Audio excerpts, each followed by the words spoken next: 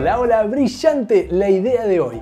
Enseguida te voy a enseñar cómo hacer que se mueva así el panel con ondas y qué podés utilizar si no tenés una base para colgarlo. Pero antes, dos cositas. Primero, como siempre, toda la lista de materiales que utilicé está en la descripción del video. Segundo, si todavía no lo hiciste, suscríbete ya y sumate a esta comunidad de más de 1.300.000 locos por los globos. Ahora sí, algunos tips. Si no tenés una base como esta para colgarlo, no te hagas problema, todo tiene solución. Lo podés colgar muy fácil, por ejemplo, en el palo de una cortina, y como esto es bastante sólido, prácticamente no se va a ver la ventana que está atrás. Pero yo sé que siempre querés una idea más fácil, así que mira, podés tomar un palo de escoba, sí, un palo de escoba, lo colgás con dos hilos de nylon del techo o de donde vos encuentres para colgarlo, y de aquí colgás la cortina. Más fácil que esto no vas a encontrar. Para atar los paneles a la base me viste usar precintos, pero también podés usar globos 260.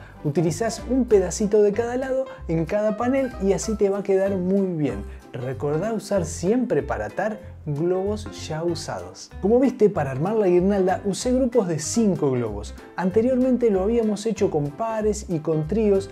Te recomiendo probar este método porque creo que es un poquitito más fácil y queda un poquitito mejor. Ahora lo que seguramente estabas esperando, ¿cómo hacemos para que nuestra cortina se mueva como si fueran ondas? Mira, yo lo voy a hacer andar y vos imaginate qué puede ser por el sonido que vas a escuchar.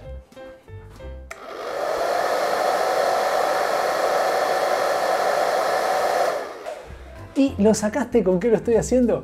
Sí, alguna vez lo escuchaste ese sonido, ¿eh?